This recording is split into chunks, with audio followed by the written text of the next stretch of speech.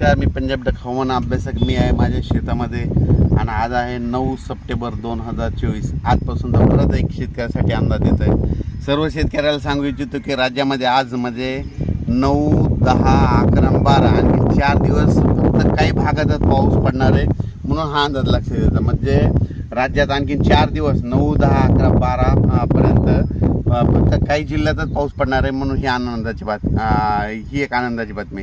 कारण की उर्वरित राज्यामधला आता पाऊस म्हणजे राज्यातला बऱ्याच ठिकाणच्या जिल्ह्यातला पाऊस कमी होणार आहे.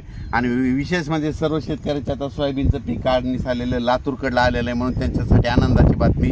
लातूरमध्ये तिकडल्या भागामध्ये जवळपास 13 तारखेपासून तिकडला पाऊस उघडणार आहे म्हणून ही आनंदाची बातमी. पश्चिम महाराष्ट्र झालं, त्याच्यानंतर मध्य महाराष्ट्र, मराठवाडा ह्या भागात देखील पाऊस उघड देणार आहे म्हणून हा आनंदाची बातमी. पण ह्या 4 दिवसामध्ये 9, 10, 11, 12 दरम्यान राज्यामध्ये आजच बघा, आज रात्रीच्याला म्हणजे नांदेड जिल्हा, यवतमाळ जिल्हा, चंद्रपूर, वर्धा, नागपूर, भंडारा, गोंदिया, वाशिम, हिंगोली, त्याच्यानंतर परभणी जिल्हा, त्याच्यानंतर जालना जिल्हा, त्याच्यानंतर संभाजीनगरचा पलीकडचा भाग, गंगापूरचा भाग, त्याच्यानंतर जळगाव, मालेगाव, मनमाड आणि त्याच्यानंतर बुलढाणा, अकोला, अमरावती ह्या पट्ट्यातच पाऊस आहे आता. म्हणजे 4 दिवस म्हणजे या 4 दिवस तिकडल्या पट्ट्यातच पाऊस आहे. उर्वरित राज्यात तुरळक ठिकाणी स्थानिक वातावरण तयार होऊन दुपारपर्यंत कडक ऊन पडून एखादा पावसाचाही अर्ध्या तासाचा पाऊस पडू शकतो म्हणून ह्या अंदाज लक्षात घ्यायचा. पण राज्यामध्ये सध्या सांगायचं झालं तर परत एकदा सांगतो, इकडं मालेगाव, नाशिक, त्याच्यानंतर मनमाड, त्याच्यानंतर इकडं जळगाव, त्याच्यानंतर जालना जिल्हा, त्याच्यानंतर इकडं जळगाव, जामोद, बुलढाणा, अकोला, अमरावती, वर्धा, नागपूर, भंडारा, गोंदिया, वाशिम, हिंगोली, पुसद, नांदेड, हिंगोली, परभणी आणि लातूर म्हणजे ह्या जिल्ह्यापर्यंत पाऊस ह्या 3 दिवसात पडणार आहे. आणि उर्वरित राज्यातला मात्र पाऊस म्हणजे उद्यापासून म्हणजे उगार देणार आहे म्हणून हा अंदाज लक्षात येतो. म्हणजे सांगायचं झालं तर 14 तारखेच्या नंतर 14 तारखेपासून 14 सप्टेंबरपासून राज्यातला पाऊस म्हणजे उगार देणार आहे. आणि बऱ्याच शेतकऱ्याचं सोयाबीन काढणीस आलेलं आहे, उडीद देखील काढणं चालू आहे म्हणून त्यांच्यासाठी खास करून आनंदाची बातमी.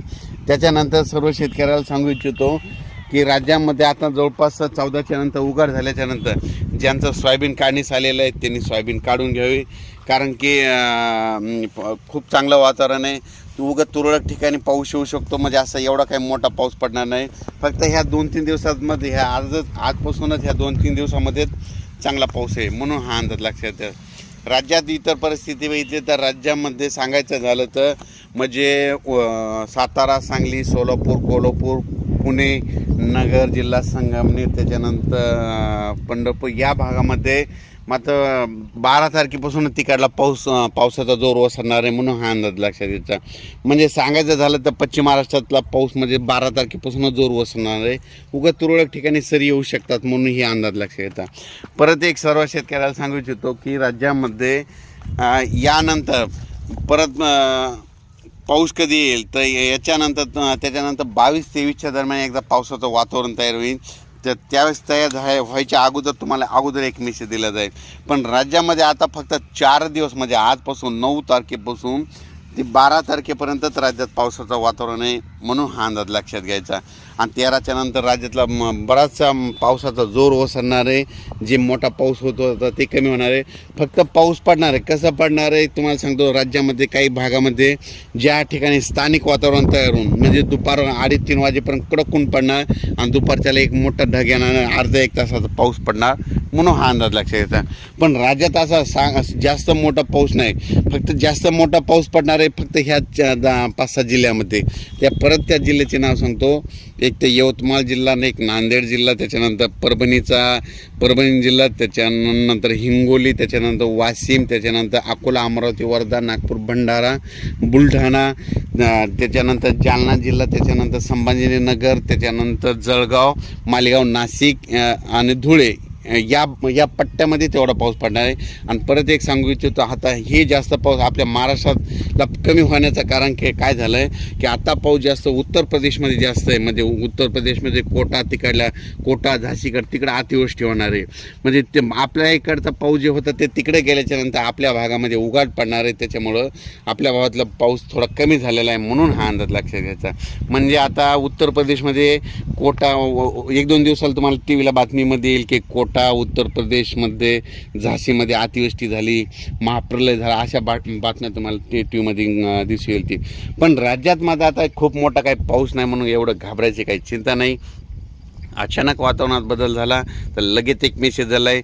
ज्यांचं सोयाबीन काढणीस आलेलं लातूरकरांसाठी आनंदाची बातमी, धाराशिव जिल्ह्यातलं सोयाबीन काढणीस आलेलं त्यांनी काय करायचं तर तुम्ही सोयाबीन कापा, एक दिवस चांगलं ऊन द्या आणि दुसऱ्या दिवशी लगेच झाकून लगेच ताडपत्रीने झाकून ठेवा. म्हणजे खास करून त्यांचं सोयाबीन आले त्यांच्यासाठी आनंदाची बातमी. राज्यामध्ये काय झालं की सोयाबीन आता सगळ्या अशा पिवळ्या पडत आहेत तर बऱ्याच जणांचं म्हणणं आहे की आता येलो मोजाक आला. पण काय झालं, सोयाबीनला आजच्यानं जवळपास 90 दिवस होत आहेत म्हणून तिचे दिवस भरलेले आहेत. त्याच्यामुळे तिचं आयुष्य संपल्यामुळं ते आता सोयाबीन काढण्यास आलेले आहेत म्हणून असं पिवळ्या दिसत आहेत. आणि आता लगेच काही जाती येतात 90 दिवसाचे येणार आहेत, काही 100 दिवसात येणार आहेत, काही 110 दिवसात येणार आहेत. म्हणून ह्या सोयाबीन आता काढण्यास आलेलं आहे.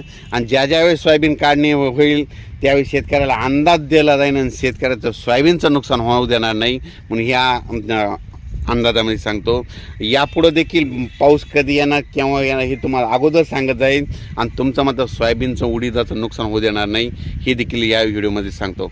अचानक वातावरणात बदल झाला तर लगेच एक मेसेज दिला जाईल. धन्यवाद. त्याच्यानंतर काही जणांच्या सोयाबीन अचानक समजा एखादं खळं दिसलं की समजायचं त्याच्या सोयाबीन येलो मोजाक आला म्हणून हे लक्षात येतं. येलो मोजाक केवळ पांढऱ्या माशीमुळे येतं.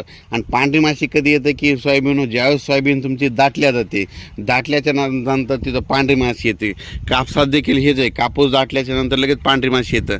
तसं सोयाबीन काय होतं, सोयाबीन दाटल्याच्या नंतर सोयाबीन काही ठिकाणी माझं येलो मोजाक आला आहे.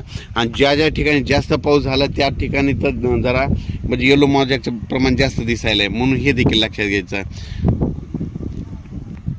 व तसेच जायकवाडी धरण, या जायकवाडी धरणाचं पाणी म्हणजे जायकवाडी धरण अचानक 97 पॉईंटमध्ये 30 जवळपास झालेलं आहे. म्हणजे आणखीन 2-3 दिवसानं म्हणजे आज आहे 9 तारीख म्हणजे 13 तारखेला जायकवाडी धरण 100% होईल. तर 100% होणार आहे. त्याच्यामुळं त्या जायकवाडी धरणाचं पाणी सुटणार आहे. म्हणून नदीकाठच्या लोकांनी ज्यांची पाईपलाईन असेल, मोटर असेल, ठिबक सिंचनचे बंडल असतील, त्याच्यानंतर स्प्रिंकलरचे पाईप असतील, तुम्ही काय करावं आधीच काढून घ्या. कारण की त्या जायकवाडी धरणाचं आता ह्या 2-3 दिवसात पाणी सुटणार आहे. त्यांचे आदेश देखील आले की विसर्ग वाढणार आहे, म्हणून हे देखील लक्षात घ्यायचं. म्हणजे जायकवाडी पैठणपासून ते इकडं नांदेडपर्यंत ही जी गोदावरी नदीला आहे तिला पाणी सुटणार आहे. म्हणून सर्व शेतकऱ्यांनी दक्षता घ्यावी. आपली नदीकाठी जनावरे बांधले असल्यात गोट्यामध्ये ते सोडून आणा. कारण की ह्या 2-3 दिवसानंतर 12 तारखेनंतर 100% झाल्यानंतर जायकवाडीचं पाणी सुटणार आहे. म्हणून ही तुम्ही तुमची काळजी घ्यावी. धन्यवाद.